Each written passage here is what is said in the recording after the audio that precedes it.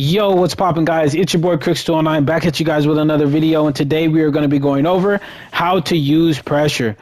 Now, I wanted to make this video because I get a lot of people asking me, how do you utilize pressure so well? How do you get your opponent to do what you want them to do?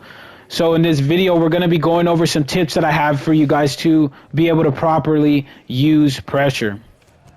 So the first tip that I have for you guys is to gain the timing of your opponent. Now, to do this, the way that I do it, I utilize combinations to be able to gain my opponent's timing. So you'll see me jab. Sometimes I'll come in with a double jab, and then I'll stand here in the pocket. I'll throw a 2-punch combination, then I'll go 1 punch to the body, then I come up with a 3-punch combination. And all of this is really just to gain if what my opponent is going to do. Are they answering back with a combination of their own? Are they trying to pull counter me? Are they trying to slip counter me? Or are they just taking punches off of the block? And this allows me to adjust my game plan for the remainder of the fight. If they are responding with combinations, then I understand, there's a chance that I might be able to bait this person into throwing an improper strike or be able to counter them.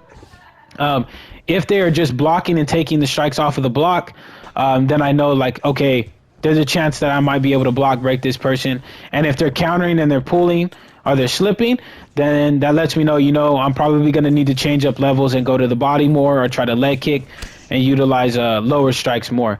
So utilize combinations to be able to gain your opponent's timing, as well as get reactions to what you're doing. So the second tip that I have for you guys is to utilize footsies to make your opponent feel like the pressure is nonstop. Now, guys like GOAT are very, very good at this. Romero's very good at this. Suave Jamie, Ed Parker, and so on and so forth. These guys that are at the top of the leaderboards and are very elite players, as they utilize footwork to make you feel like the pressure is just nonstop. And they do this by stepping back out and stepping back in. Now, if you guys see me, the way that I utilize this in my game is I'll jab, I'll come in, I'll jab, and then I back up to a range right here where if you throw a combination, your combination is gonna miss if you're throwing it stationary, and I can immediately pop back into pressure. So you'll see me come in 1-2, I step back, and then I'm back in with a double jab. Now, this requires you to have a good knowledge of distance management as well as fighter management. You want to know your fighter's punch ranges, you want to know their reach, and what strikes can hit at certain ranges. So if I'm Rob Font, I know that I have a longer reach than Cody Garbrandt, so I can jab straight, I can back up. Cody at this range right here is not going to be able to hit me unless he's moving forward with the combination. And if he throws a combination moving forward like the jab straight or the jab uppercut hook, that combination is going to be slowed down because he is moving forward throwing it. So then I'll be able to hit him with a stationary combo. But if he responds with a jab straight, then I can move my head, slip off, and get that slip counter punishment that we all love to get. So utilizing footwork can take your pressure to a whole nother level. So you really want to work on this and try to use this in your game if you are trying to pressure your opponents. Now, the third tip that I have for you guys is to not just headhunt while you're pressuring. So if you're right here, there is this common misconception that you need to be, throwing punches up to the head and trying to block break. Now, guys, that works, but not all of the time. When you get up against elite players, they're just going to start countering you, and you leave yourself more open to getting countered just headhunting. So you want to mix up your combinations to the body. This combination right here is one that I would recommend for intermediate to beginner players. It's a very quick combination, the jab lead body hook. Very quick, does solid damage, and then you can immediately get out of there and use that footsies that we were just talking about. But you can also use longer strings as well. This combination right here is a very good one. The jab lead body, or the jab body straight to lead hook combination is a very good mixing up combo. Or if you have combinations of your own that go head body or body head, you could utilize those as well. Or even the body uppercuts to lead body hook that you guys see me use is a very good combination to keep your opponent honest and having the block low. But either way, regardless of the combination, you need to be able to mix your opponent up and go high-low. Do not headhunt, guys.